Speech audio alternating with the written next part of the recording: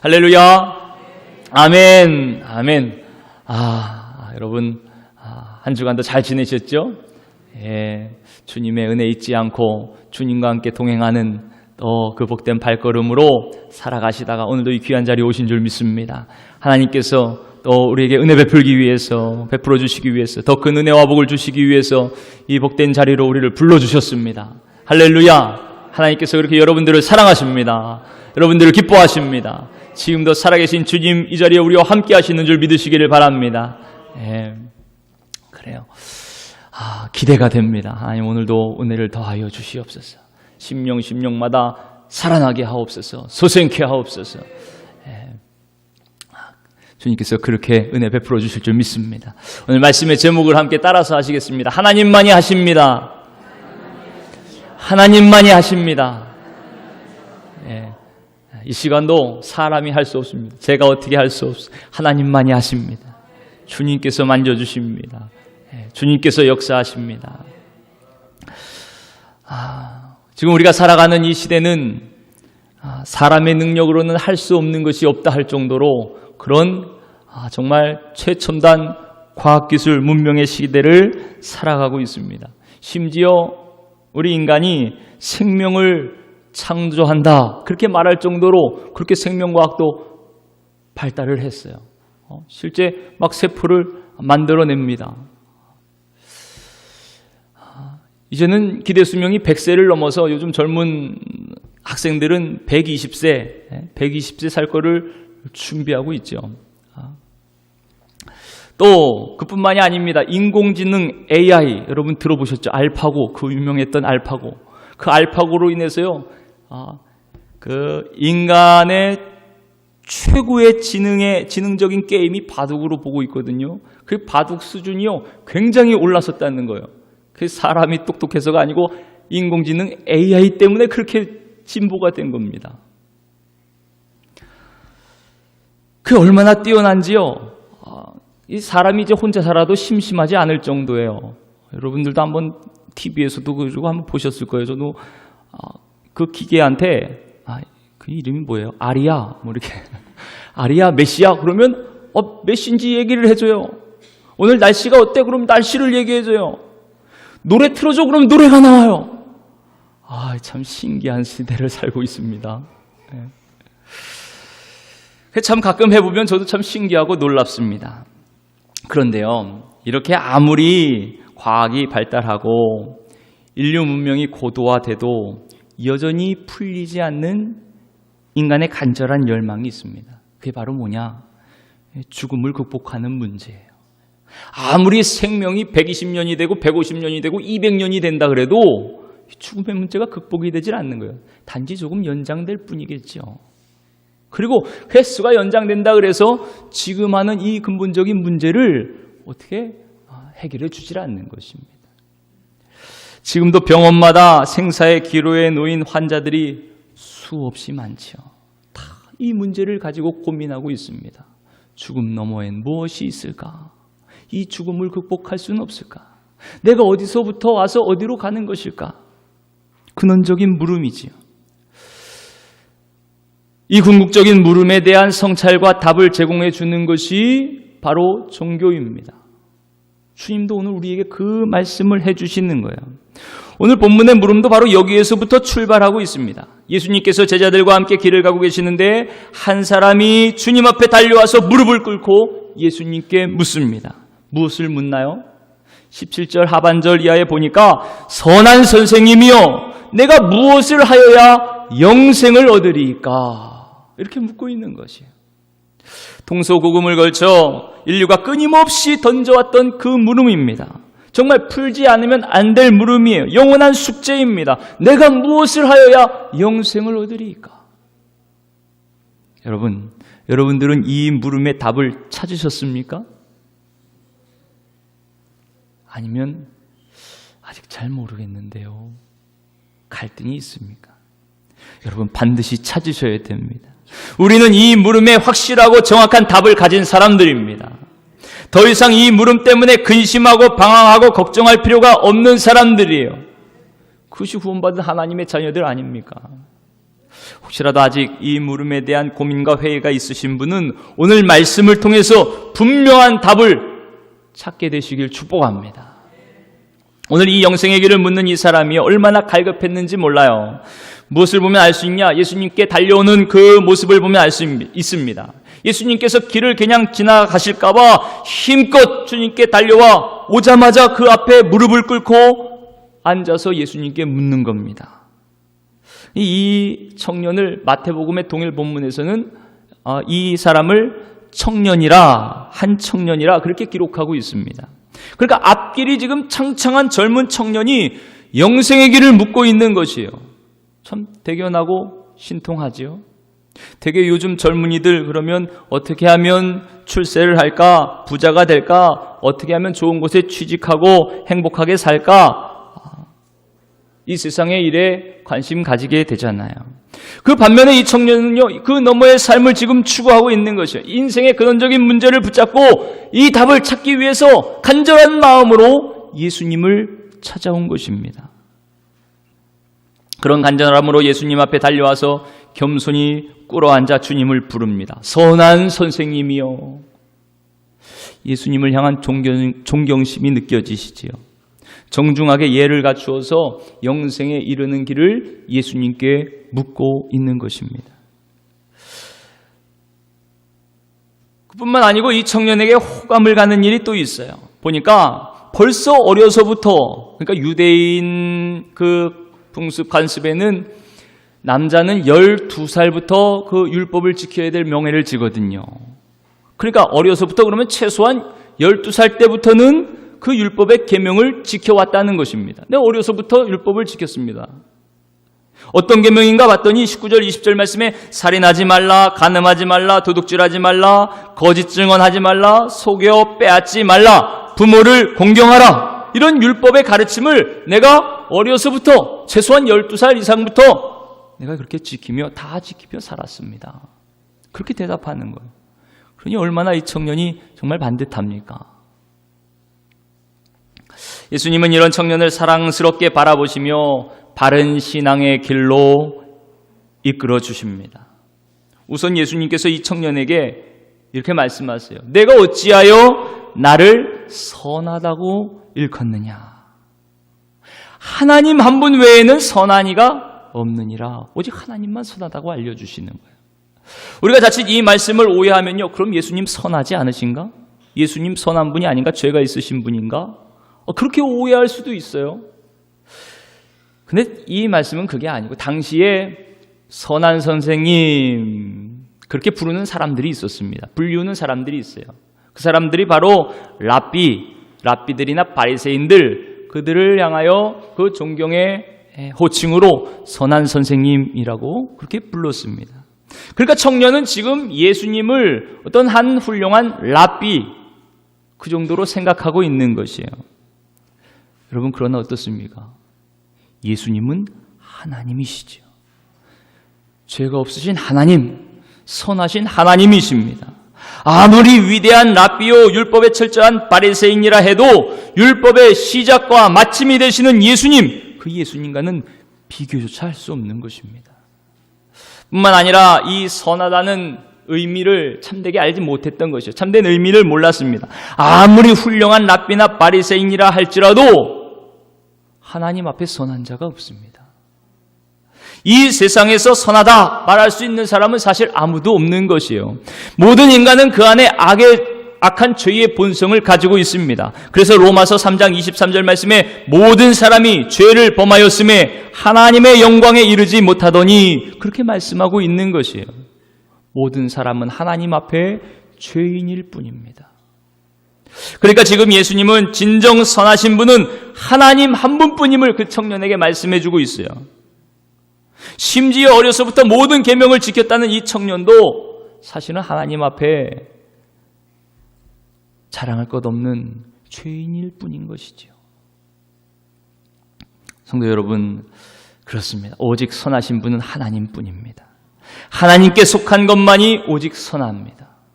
나로부터, 인간으로부터는 선한 것이 나올 수가 없는 것이. 오늘도 주님께서 내 안에서 하나님의 선한 것들로 새롭게 창조하시기를 간절히 사모하는 시간이 되시기를 축복합니다. 그런 은혜를 주님께서 베풀어 주실 줄 믿습니다.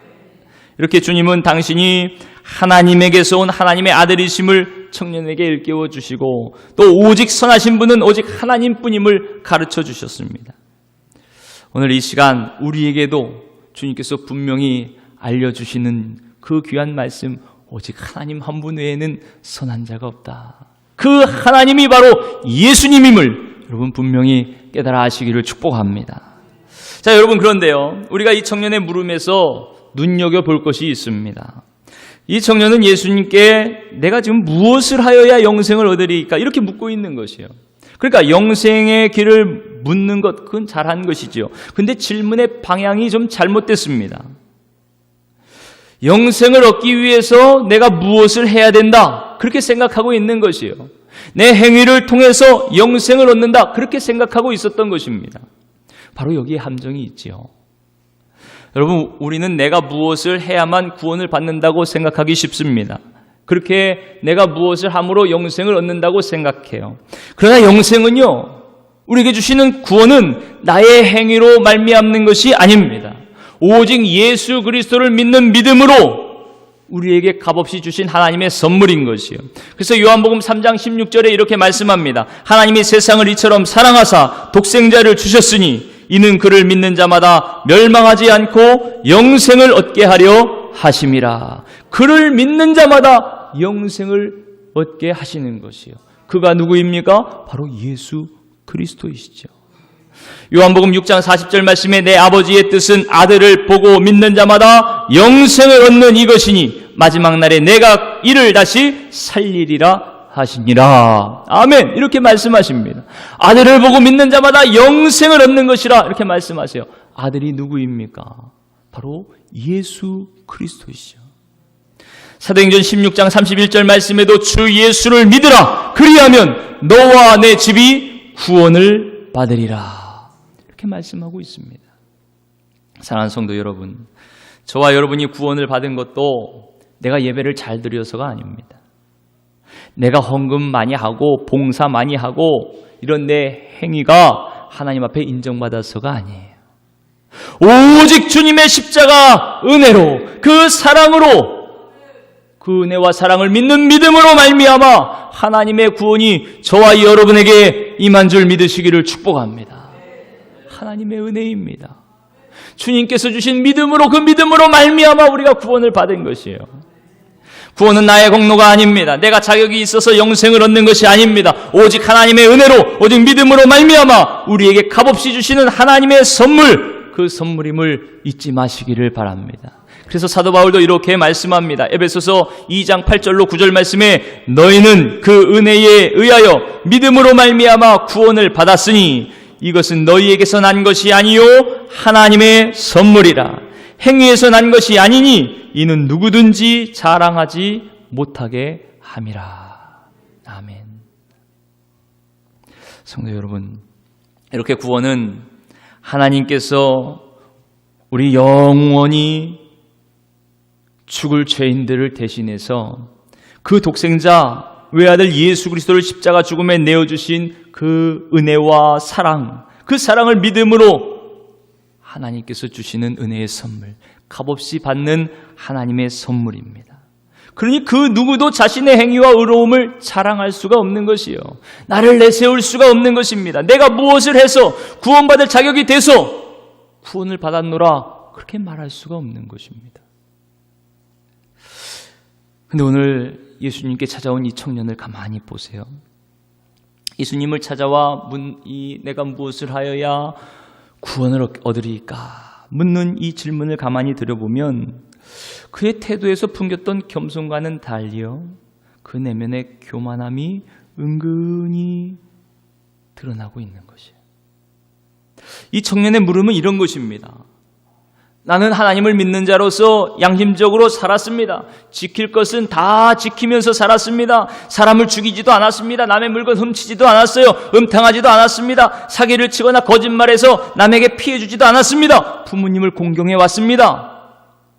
이런 내가 영생을 얻기 위해 더 여기에 무엇을 더 해야 되나요? 이 정도면 된 거 아닙니까? 이 정도면 구원받을 만하지 않습니까? 이렇게 묻고 있습니다.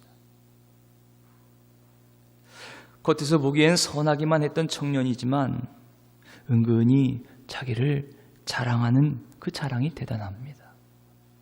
주님 말씀처럼 진정으로 선한 분, 그분은 한 분뿐인데, 하나님 한 분뿐인데,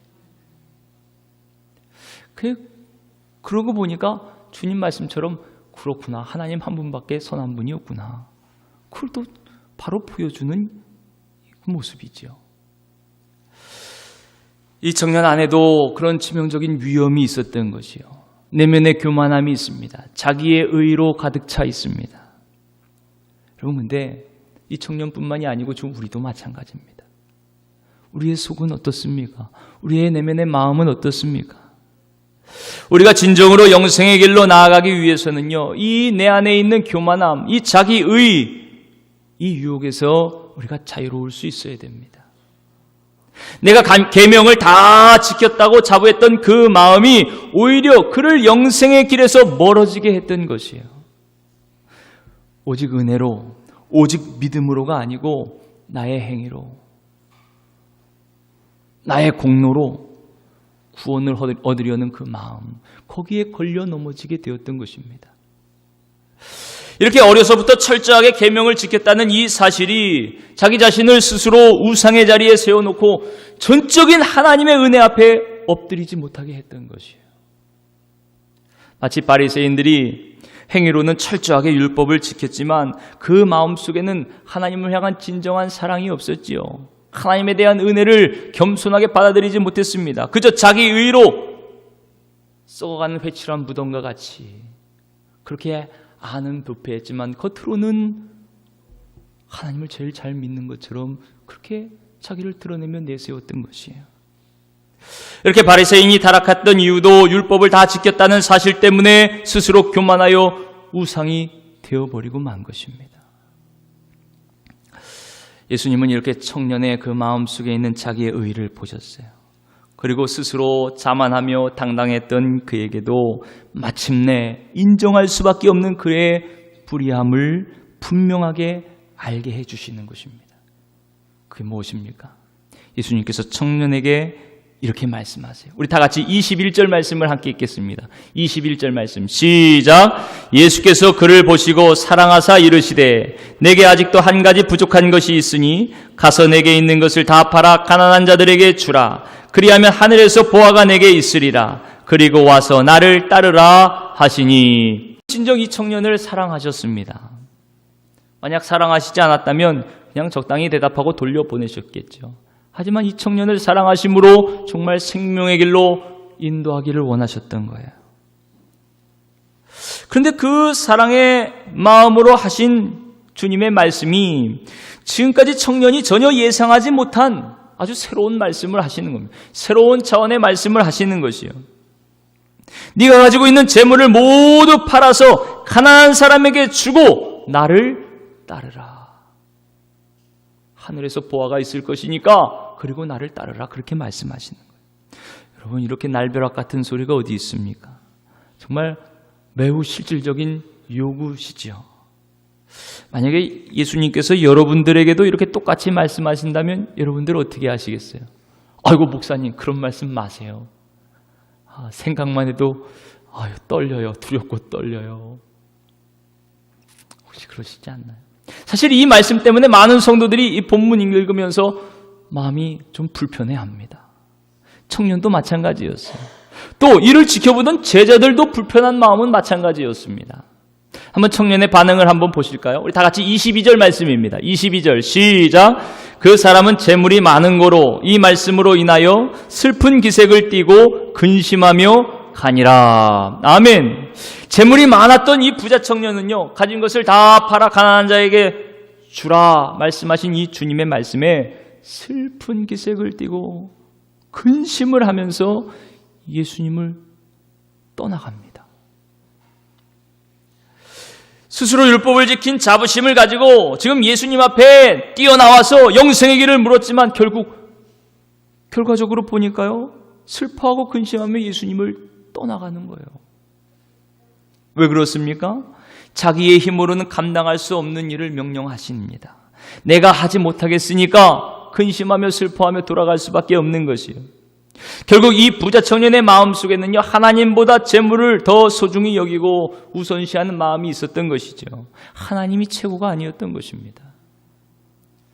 그러니까 지금 주님은 겉으로 드러나는 그의 행위가 아니고 그의 내면에 하나님께 대한 전적인 믿음과 사랑, 그것이 최우선이 되어야 함을 지금 분명하게 청년에게 일깨워주고 계시는 것이에요. 근데 이 말씀도 사실 오해의 소지가 있습니다. 우리가 잘못 생각하면요, 그럼 예수님께서 영생을 얻기 위해서 또 다른 행위를 요구하시는 건가? 재물을 다 팔아서 가난한 사람을 돕고 주님을 따라야 그 행위가 우리에게 영생을 주는 행위인가? 가난한 사람이 구원을 받는 것인가? 또 다른 행위로 오해할 수도 있습니다. 근데 주님의 말씀은 그게 아니에요. 한번 잘 들어보세요. 미리 걱정하지 마시고 오늘 말씀을 통해서 주님께서 주시는 말씀이 무엇일까? 가난해져야 영생을 얻는다는 말씀 아닙니다. 재산을 다 처분해야 영생을 얻는다는 말씀이 아니에요. 그건 무엇이냐? 이 부자 청년의 경우에 주님을 전적으로 믿고 신뢰하는데 가장 큰 걸림돌이 되었던 것이 있습니다. 그게 바로 재물이었던 것이에요. 그게 바로 돈이었던 것입니다. 가진 재물 때문에 주님을 온전히 믿을 수가 없었어요. 주님을 믿고 온전히 따를 수가 없었어요. 재물보다 하나님을 더 사랑했어요. 사실 이 모습이 대부분의 사람들의 모습이죠. 그것이 우리의 모습일 수도 있습니다. 이 부자 청년도 결국 실망하며 슬픈 기색을 띠고 근심하며 돌아갑니다. 참 안타까운 이야기죠. 참으로 귀한 고민을 안고 주님을 찾아 나선 이 사람이에요. 귀한 질문을 할 줄 아는 사람이었습니다. 그런데 그만 근심하며 돌아가게 돼요. 과연 이 사람이 나중에 이 진리를 깨닫고 다시 주님 앞에 돌아왔을지, 아니면 이대로 주님과의 관계가 끝나버리고 그렇게 주님을 떠나버리고 말았을지, 그건 우리가 알 수가 없어요. 여러분, 오늘 저와 여러분들의 마음은 어떻습니까? 이 예배를 마친 후에 여러분 기뻐하며 행복한 마음으로 돌아가실까요? 아니면 슬픈 기색을 띠고 근심하며 돌아가시게 될까요? 바라기는 우리 모두 주님의 말씀에 기뻐하며 믿음으로 응답하는 복된 자들이 되시기를 축복합니다. 어떻게 그것이 가능하냐? 주님의 사랑이 우리 안에 있기 때문에 가능합니다. 오늘도 주님이 내 안에 계시기 때문에 가능한 것이에요. 주님의 말씀을 사랑으로 받아들이면 우리는 거기에서 새로운 차원의 신앙의 눈을 뜨게 되는 것입니다. 사실 지금 예수님이 부자 청년에게 하신 말씀도 마찬가지예요. 그저 청빈의 생활, 또 선행을 요구하시고 그런 도덕적인 생활, 가난한 자에게 다 베푸는 선행, 지금 그것을 말씀하시는 것이 아닙니다. 그런 차원의 이야기가 지금 아닌 것이에요. 이런 것과는 비교할 수 없는 예수 그리스도의 크신 사랑 가운데 우리를 초청하시는 것입니다. 하나님께서 하시는 그 구원에 우리를 초청하시는 거예요. 이 청년을 초청하신 것입니다. 영원히 썩어지지 않는 하늘에서 영원토록 빛나는 보화, 그를 이 청년에게 허락해 주시기 위해서 하나님의 구원의 신비로 지금 초청하시는 것입니다. 그러나 이 청년은 이런 주님의 마음을 알지 못했어요. 그리고 그저 자신이 가진 많은 재산을 보고 그것에 마음을 빼앗겨서 그로 인해 영생을 주시는 하나님을 떠날 수밖에 없었던 것입니다. 그렇게 떠나버린 청년을 바라보며 제자들은 매우 놀라워합니다. 여러분, 제자들이 이렇게 놀라워한 이유가 있어요. 왜 그러냐? 당시에 이 구약 성경의 일반적인 관점으로는요, 재물은 하나님께서 주시는 복이었습니다.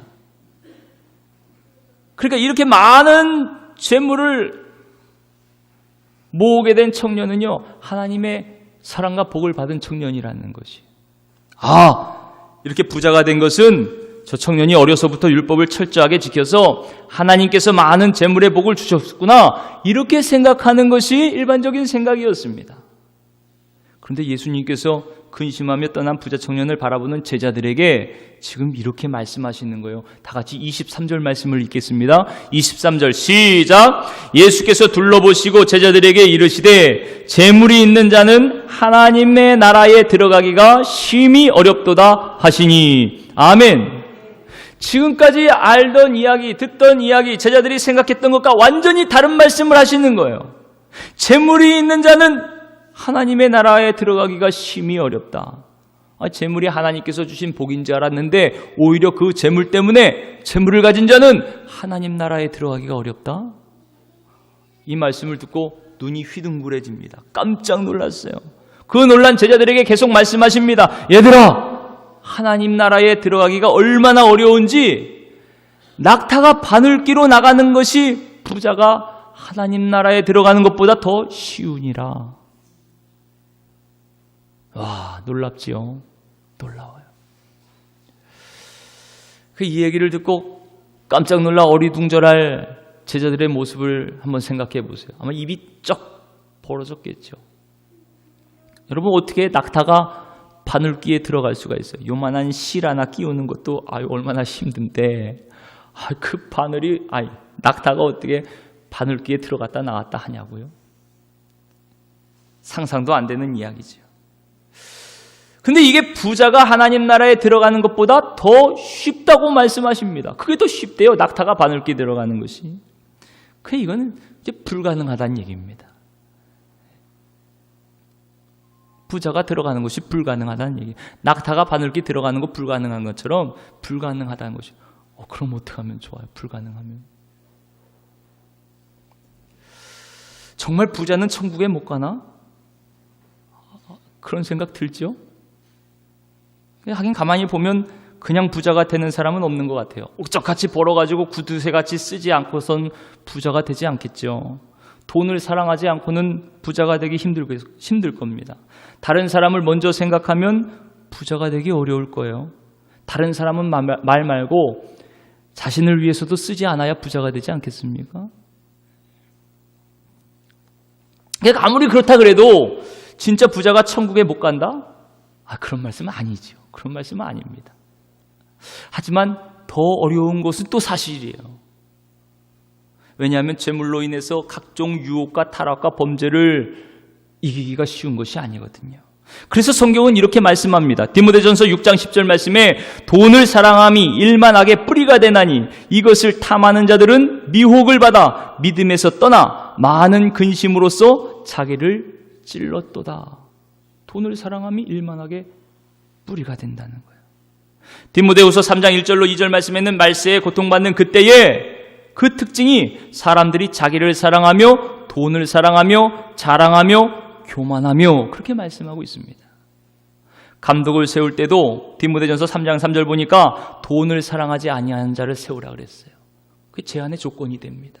그러니까 그만큼 돈의 위험을 성경은 말씀하고 있는 것이에요. 오늘 우리가 살아가는 이 마지막 때에 이 돈, 재물은 믿음의 길을 방해하고 믿는 자들을 넘어뜨리는 무서운 걸림돌이 되는 것이 사실입니다. 예수님도 재물과 하나님을 겸하여 섬길 수 없다. 그렇게 말씀하셨죠. 이 청년도 넘어진 것이 바로 이 재물의 문제였습니다. 하나님보다 돈을 더 사랑했던 것이에요. 여러분 어떻습니까? 여러분에게 있는 장애물은 무엇입니까? 하나님 앞에 나아가는데 장애물 무엇이? 꼭 돈뿐만이 아닙니다. 자기의 명예, 평판, 인기, 권력, 나의 일, 지식, 건강이나 친구나 가족이나 이 모든 것들이 장애물도 될 수가 있어요. 하나님을 믿고 따르는 걸림돌이 될 수가 있습니다. 우리 주님은 이 세상의 모든 것들, 모든 관계보다 하나님과의 관계가 최우선이 되기를 원하시는 거예요. 주님께 나아가는 길을 가로막는 그 어떤 것도 다 내려놓으라고 말씀하시는 것입니다. 사랑하는 성도 여러분, 저와 여러분들이 그렇게 주님만 최우선으로 삼고 주님을 믿고 따르시기를 축복합니다. 근데 여기 가만히 보면요, 주님께서 이 비유를 말씀하신 데는 이거보다 더 깊은 의미가 있는 것이에요. 그저 돈 사랑하지 말고 하나님 사랑해라, 하나님을 최우선으로 사랑하라, 그 말씀보다 더 깊은 의미를 담고 있는 거예요. 사실은 이 하늘나라에 들어가는 것은 불가능한 것이고, 불가능한 것, 사람의 힘으로 불가능한 것이에요. 부자가 낙타가 바늘길 들어갈 수 없는 것처럼 불가능한 것이에요. 주님의 말씀에 제자들도 크게 놀라 수군거립니다. 그럼 도대체 구원받을 사람이 누가 있나요? 누가 있어요? 도대체 누가 구원을 얻습니까? 그 우리의 물음이 이상한 거예요. 대체 누가 구원을 얻는다는 말이에요, 그럼? 하나님 나라에 누가 들어가는 거예요, 대체? 그때 예수님께서 이렇게 말씀하시죠. 다 같이 27절 말씀을 함께 읽습니다. 27절 시작. 예수께서 그들을 보시며 이르시되 사람으로서는 할 수 없으되 하나님으로는 그렇지 아니하니 하나님으로서는 다 하실 수 있느니라. 아멘. 아멘. 사람의 힘으로는 아무리 해도 낙타가 바늘기에 들어가게 할 수 없어요. 하지만 하나님은 하실 수 있어요. 하나님은 하실 수 있어요. 부자가 천국에 들어가기가 그렇게 어려워요. 하지만 하나님은 부자도 천국에 들어가게 하실 수 있어요. 할렐루야. 하나님은 못하실 일이 없는 것이에요. 하나님께서 하셔야만 들어갈 수가 있는 것이에요.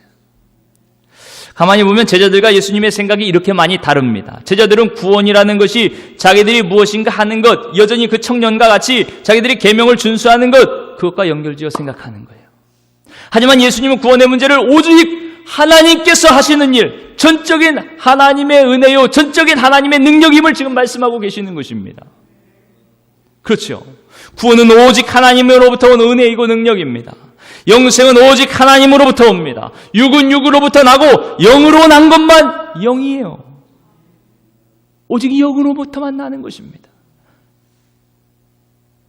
이것이 성경 곳곳에 기록되고 있어요. 오직 구원은 하나님으로부터 옵니다. 전적인 하나님의 은혜와 능력으로부터 옵니다. 창세기 18장 보면 아브라함에게 하나님께서 아들을 주겠다 말씀하시죠. 근데 도저히 불가능한 일입니다. 이미 다 아기를 낳을 수 있는 그런 몸이 아니에요. 나이가 많아서 다 끊어졌습니다. 그 얘기를 듣고 아브라함의 아내 사라가 장막 뒤에서 웃습니다. 그런 일이 어떻게 일어나나? 비웃는 것이죠. 그럴 수 없다는 것이.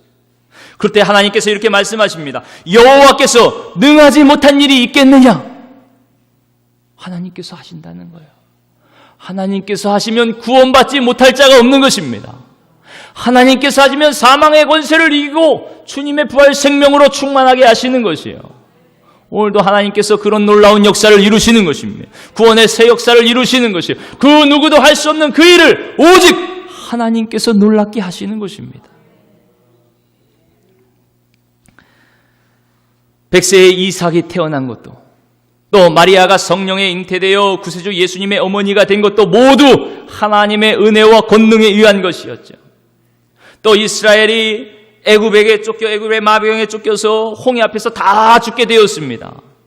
그때 홍해 바다를 가르고 그 바다가 마른 땅이 되어 건너가게 하신 것, 누가 그렇게 구원하셨습니까? 전적으로 하나님의 역사입니다. 놀라운 하나님의 은혜예요. 구원 오직 하나님으로부터 오는 것입니다. 사람이 할 수 없는 것이에요. 사람으로서는 불가능한 것이에요. 오직 하나님만 하시느니라. 구원 오직 하나님으로부터 옵니다. 사랑하는 성도 여러분, 구원은 나로부터가 아닙니다. 내가 무엇을 해서 나의 공로로 나의 자격과 행위로 영생을 얻는 것이 아니에요. 오직 성령으로 거듭나는 것입니다. 이 일을 행하시는 분, 그분은 오직 하나님이심을 믿으시기를 축복합니다. 예수님께서 부자 청년에게 가서 내게 있는 모든 것 다 팔아서 가난한 자에게 주라, 그렇게 말씀하신 것도요, 이런 행위로 인해 영생을 얻는 것이 아니라는 것을 말씀하시는 것이에요. 그 뒤에 보면 그리하면 하늘에서 보화가 내게 있으리라, 이렇게 말씀하시는 것은 하나님의 놀라운 은혜의 선물. 이 은혜가 선물이거든요. 은혜가 선물입니다. 그런 하나님의 은혜와 권능이 내게 있으리라는 말씀이에요. 그 가난한 자에게 다 팔아서 준다고 구원받는 게 아니에요. 영생이 있는 게 아니에요. 그러면 다 팔아서 가난한 사람 주면은 다 구원받게요? 그것으로도 할 수 없는 이야기입니다. 하나님께서 말씀하시는 것은 하나님께서 주시는 은혜와 하나님의 놀라운 권능이 하나님께서 영생에 이르는 그 은혜를 허락해 주시겠다는 거예요. 영생에 이르는 믿음을 주시겠다는 말씀입니다. 하나님께서 주님을 따를 수 있는 권능을 주실 것이니 그러고 나서 나를 따르라 말씀하시는 것이에요. 하늘의 보화는 하나님께서 주시는 구원의 선물입니다. 믿음의 선물입니다. 사랑하는 성도 여러분, 우리가 예수 믿고 구원받아 하나님의 자녀가 된 것도 나에게는 아무런 공로가 없고 오직 예수님의 십자가 공로로 주님께서 주신 그 믿음으로 구원을 받게 하신 줄 믿으시기를 바랍니다. 이 모든 구원은 오직 하나님의 크신 사랑과 권능으로 이루신 것이요, 크신 놀라운 은혜, 그 은혜임을 믿으시기를 축복합니다. 죄로 인해 죽었던 우리를 예수 생명으로 살리시는 능력은 오직 하나님밖에 없는 것이요, 하나님만이 하실 수 있는 것입니다. 뿐만 아니라 우리가 주님을 믿고 주님을 위해서, 복음을 위해서 집이나 형제나 재물과 권세, 심지어 나의 목숨까지도 내려놓는 것, 그렇게 주님을 끝까지 따르는 것, 그것도 전적으로 하나님의 은혜입니다. 하나님께서 권능의 오른손으로 우리를 인도하시기 때문이에요. 사람의 힘으로는 결코 주님을 따를 수 없습니다. 오늘도 하나님께서 때를 따라 돕는 놀라운 은혜와 권능을 주셔서 그 은혜에 힘입어서 오늘도 우리가 이 믿음의 길로 담대히 한 걸음 한 걸음 나아가게 되는 줄 믿으시기를 축복합니다. 바라기는 이제까지 내가 기대왔던 것들, 또 내가 무엇을 행함으로 이루려 했던 것들, 이 모든 것들을 내려놓고 오늘도 하나님의 은혜와 그 권능의 손길을 전적으로 의지하시기를 축복합니다. 그래서 내 힘이 아니고 주님이 주신 그 권능으로, 주님이 함께 하심으로 사람이 할 수 없는 그 일을 하나님께서 하셨다, 그렇게 고백하면서 하나님을 크게 찬송하며 끝까지 주님을 따르는 복된 성도들이 다 되시기를 주님의 이름으로 축원합니다.